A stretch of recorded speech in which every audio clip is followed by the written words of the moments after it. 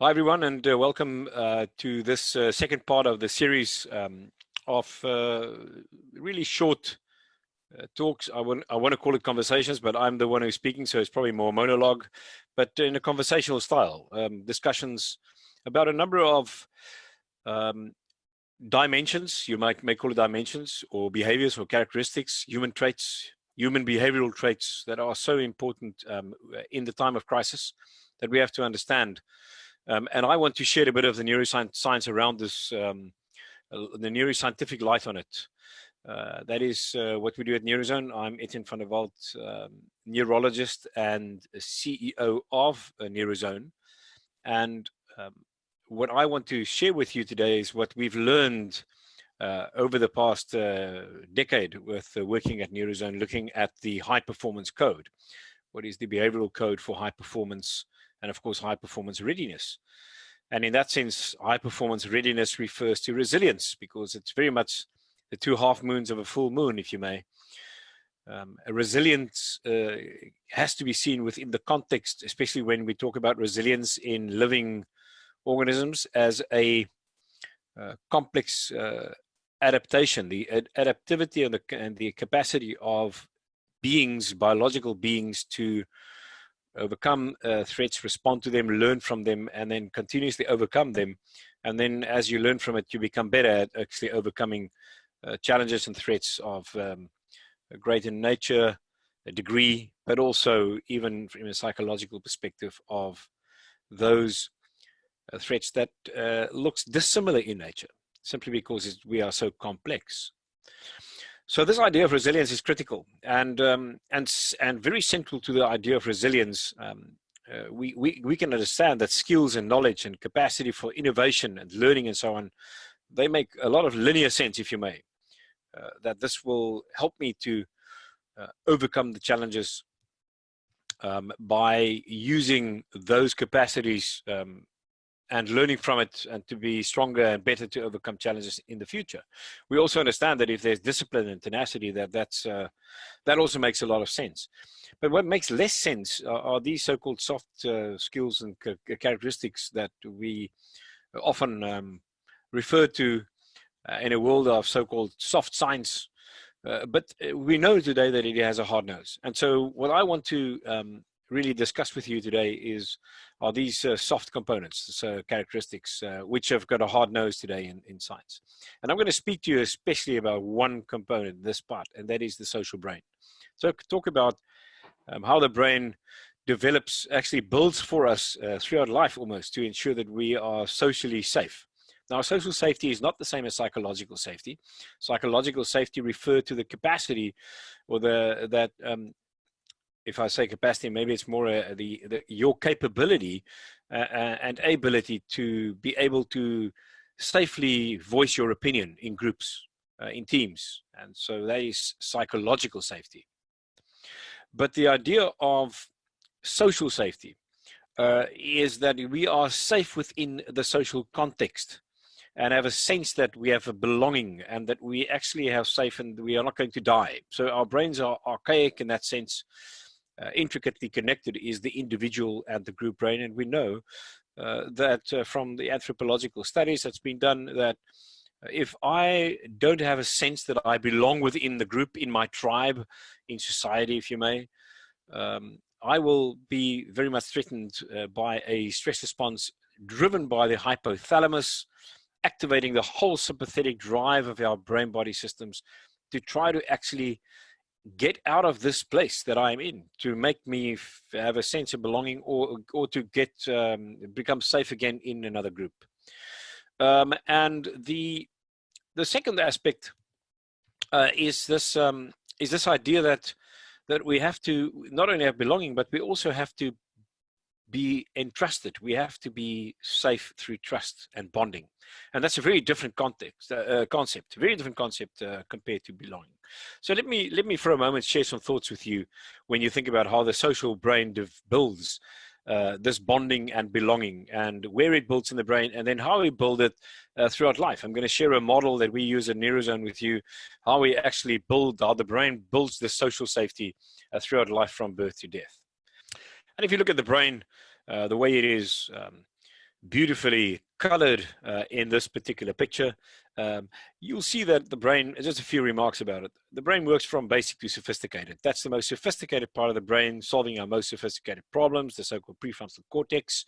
And in the back here, you'll see different colors. They denote different lateralized functions, and especially the senses. So effectively, we see with the back of our brain here, this is the back, that's the front. And we hear with this part and feel with that part, and we have so that's touch, and then we have smell and taste in there between those purple and yellow particular lobes of the brain. And so you can see that we actually make sense of the world in the back, we solve the problems in the front, and there's a pathway, this highway, super highway, that makes use of this building blocks of knowledge that we actually also perceive in the back and then store in the back, and then we solve those problems. But on top of that, we actually have, underneath, we have this foundation of the brainstem that keeps us alive. We have a limbic system that ensures that we actually are guided safely through life. And that's actually where most things happen, is in that limbic system, to ensure that this system works well, that you can solve your problems very rapidly, very resiliently. You have to have a social safety. And just another little remark before I go into that part of the brain is that these little eyes of the monster, amygdalas, they are the ones that are firing like this. You see how they rapidly actually regulate the system in times of crisis when you are anxious and not actually performing at your best. This is what happens when you don't have a sense of belonging. If you have a lack of social safety and you develop chronic stress, the amygdalas will start to become stronger and stronger, and they will fire. These little pink blobs will continue to fire and regulate your system to make you more irritable, make snapshot decisions, doesn't that ring a bell, and so on. And so the idea that we need this system to be attenuated, and we need particularly this most sophisticated part of the brain, the prefrontal cortex, to actually regulate the system. And to do that, the amygdalas need to be attenuated, the prefrontal cortex needs to be properly regulating the whole system for high performance readiness to be as resilient as possible, especially in times of crisis. And so you can actually see that this is what you want to do with the brain. And if you don't have social safety, the chances of having this is not, I would argue, it's not possible, but at least you can say it's highly unlikely. And so what we want is we need social safety to be in this space for high resilience. You can see that it sets you up for high performance, and so it's critical. And so let's just talk about the systems that are important. Here you can see a ghost brain, and if you look at this little area here, this is the hypothalamus. This is a very central part of the brain, small area in the center of the brain, almost in the middle of the brain. And it is basically on top of the brainstem, and it's also part of it. And this is quite important because the brainstem keeps you alive, right? Without the brainstem, you actually can't be alive. The brainstem regulates breathing, heart rate, hunger, thirst cycles, sleep-wake cycles, all kinds of rhythms. But the hypothalamus is also part of the brainstem, and it is situated on top of that brainstem. And so the hypothalamus regulates the whole system also through rhythms and cycles, but it's also essential to keep us alive. I think it's useful to just remember that little point, because it is this hypothalamus, and especially between the hypothalamus and this little yellow punch bag, where a lot of things happen. The hypothalamus exerts its influence through this part, the so-called pituitary gland, to secrete a number of hormones that are really important for ensuring that we are well, that we are alive and we survive and thrive in life. And so one of them is oxytocin. And oxytocin is secreted when there are activities perceived to provide you with that kind of safety that is essential to stay alive. Remember, we talk about the brainstem, and that specifically is trust. Now, oxytocin is called the hormone of trust, but really I would say, once again, I believe the hormone of entrustment is a better way to describe it, because trust doesn't quite say the same, right? If you think about entrustment means I really give my rights to regulate everything that I have over to you. So I actually have entrusted my life to you. Meaning, if we have on a war zone, and like the old Roman, one of the Roman formations was that your mate would actually stand back to back, and you would cover a 360-degree sort of zone. And so you'll fight this way, and your buddy will fight the other way. If your buddy gets killed, you are dead. And so you can see why and how that works for entrustment. And so entrustment means that you really give you actually entrust your life to another. And this is what's happening in if you think about real deep love situations where people really entrust themselves to another. You think you also think about the mother-child relationship. Entrustment, very, very important. And so but interesting, if we actually could have pets, those would also, stroking a pet would lead to the secretion of oxytocin and so on as a result of the entrustment that you have between that pet and yourself. So this is bonding. And so bonding is driven by a system that's very different from the next system, where belonging is driven. So bonding speaks to a very intimate relationship, right? It's I entrust myself to you. And so we do this with our mother, with our father. And that's difficult because it's not the same as with the mother. So many of our social problems stem from this difficulty of entrustment between a child and a father. But we also entrust ourselves to one another as siblings. And of course, as you get older, you mature into an organic family. For me, I have a few organic brothers, and those brothers are not my biological brothers necessarily. They don't have to be. And so I hope that makes sense, that there's an entrustment in a small group. It's the same that we have in teams. Small groups, team, entrustment, right? What we see here, though, is the system that drives not entrustment, but belonging. And so belonging is this idea that you and I do life in the same way. We view life and we actually value life, and those things that are important, the way we interpret those aspects of life is similar. And because of this, we share the same values. We assign the same values. And so that speaks to culture. And so belonging speaks to culture, and bonding speaks to trust. It's very useful to understand that. And belonging works in society. It works in the tribe. It works in an organization, where trust works in the team. Those are the areas where they are really, really important. I mean, I would argue that you simply cannot actually entrust yourself to your organization in the same way that you cannot entrust yourself to society, not even to other people close by who are not actually part of your close family. And so when you think about teams, the entrustment is critical, but it's very tough. It can be done. And so this is how it works so differently.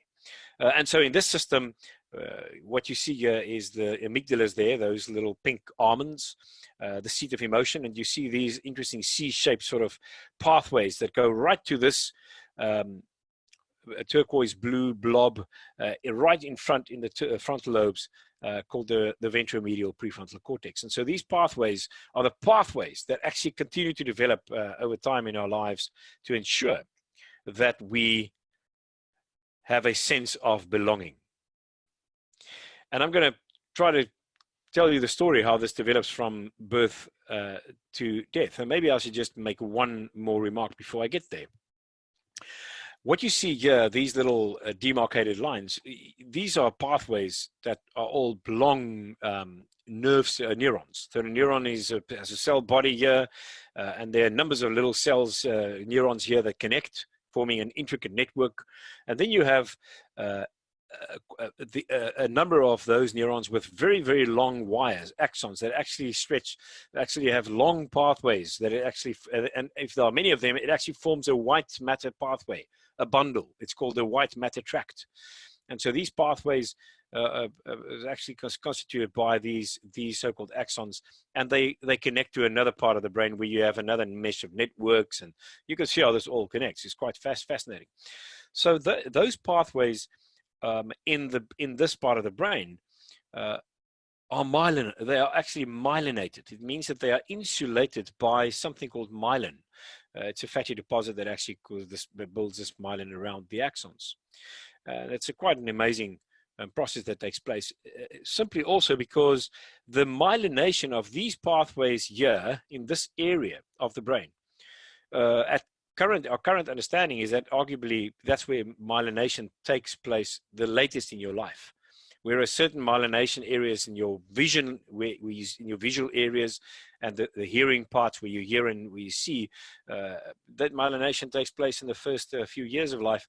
But this only takes place in this area, this turquoise area, in your early, around, it's completed in your mid-20s potentially. So some say 22, 23, how long is a piece of string? But it's around there that you actually have the myelination and maturation of this process.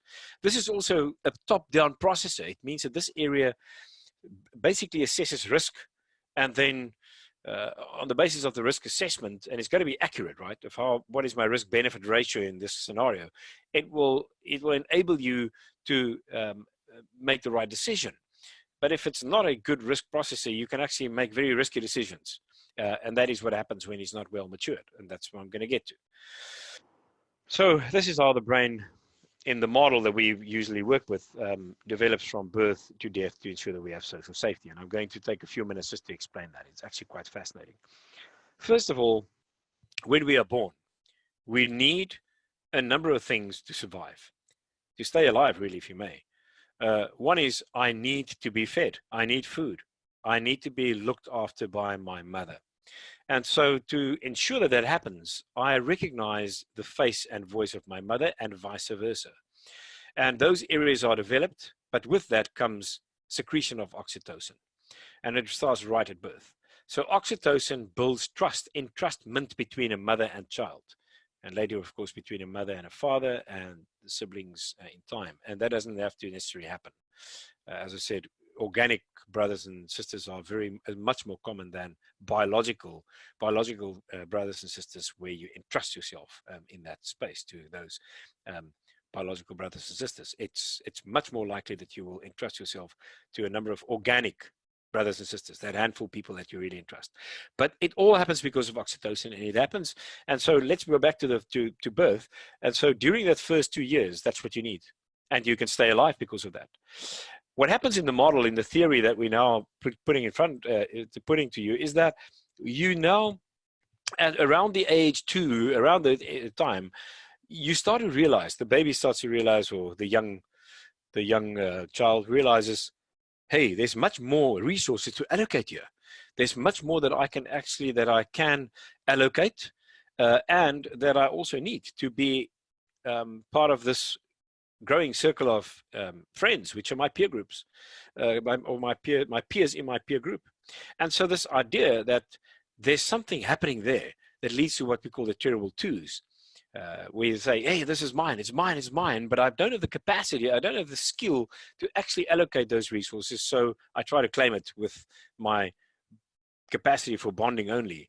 I don't have that skill yet that's going to build this process of relatedness between me and my peer group and others, so that we can actually allocate resources. And so that process now needs to develop through mentalization, a whole capacity to develop to continue to actually have a sense of belonging in a group where you now can allocate resources outside of the immediate relationship with your mother or your mother and father. So this idea that belonging now starts to develop, and this is in this pathway. Remember that bonding is in this area, the hypothalamus, and now you've got belonging starting to develop. And the first process, of course, very young.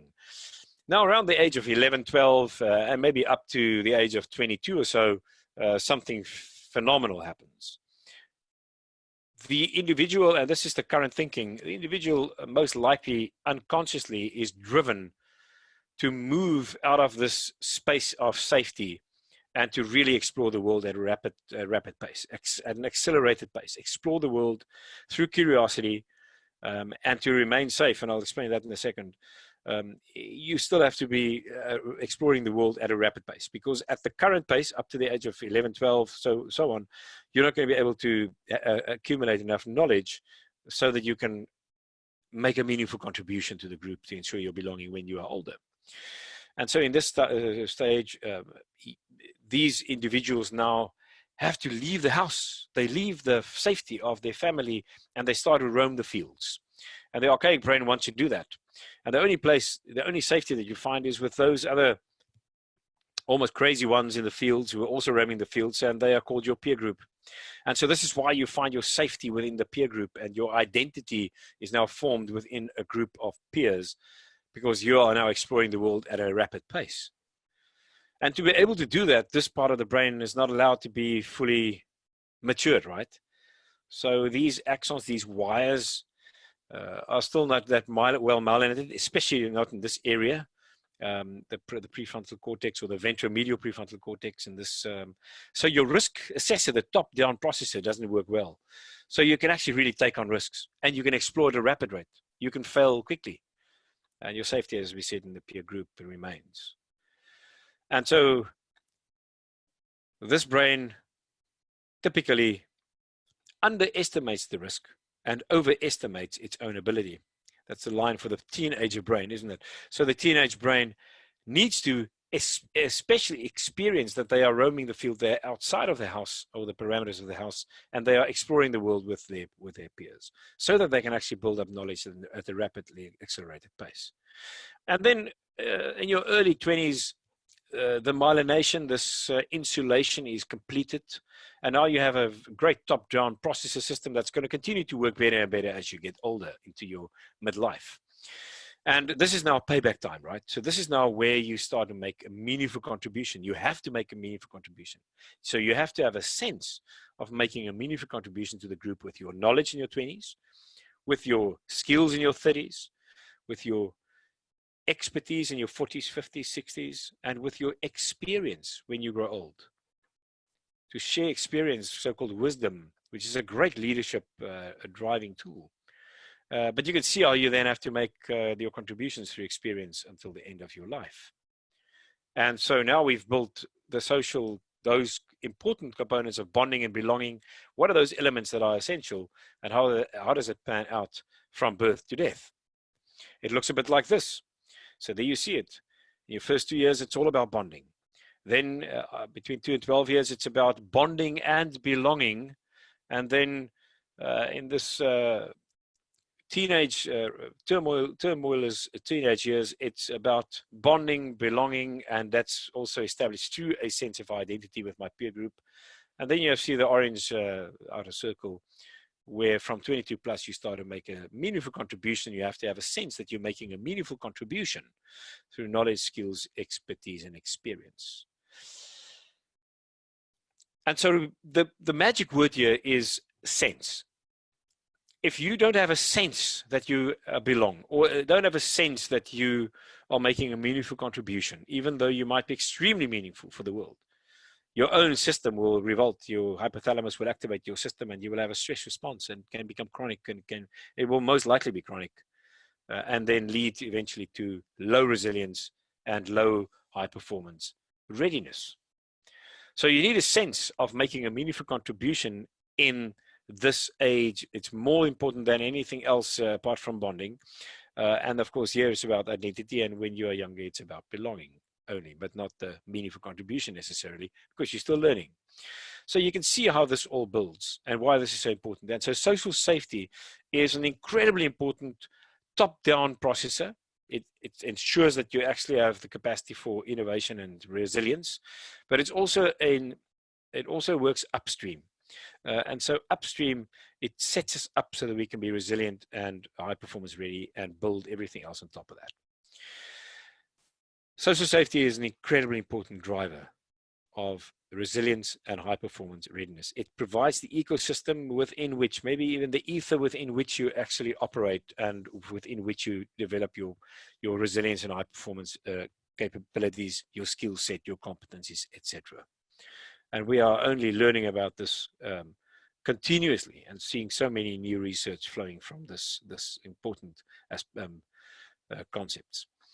So finally, before I say goodbye, don't forget that bonding speaks to entrustment, speaks to families, speaks to teams, small teams. Entrust, and then your belonging speaks to society, the tribe, and to organizations. So it's the organizations, teams, tribe, society, and your family unit. be sure that if you are, especially in this time of serious crisis, we are in the COVID crisis where we are almost everyone in some form of lockdown, be sure that you check in regularly with your team, that you spend time of just talking nonsense, but ensuring that you actually have a clear way of entrusting yourselves to one another. Be sure that you all understand as small teams and units that you actually do need, entrust each other to one another and really work from out that core of social safety and then towards the belonging, etc., in the larger groups. I wish you all of the very best until our third part of the series, which will be about purpose in life, the neuroscience of purpose in life. I'll see you soon.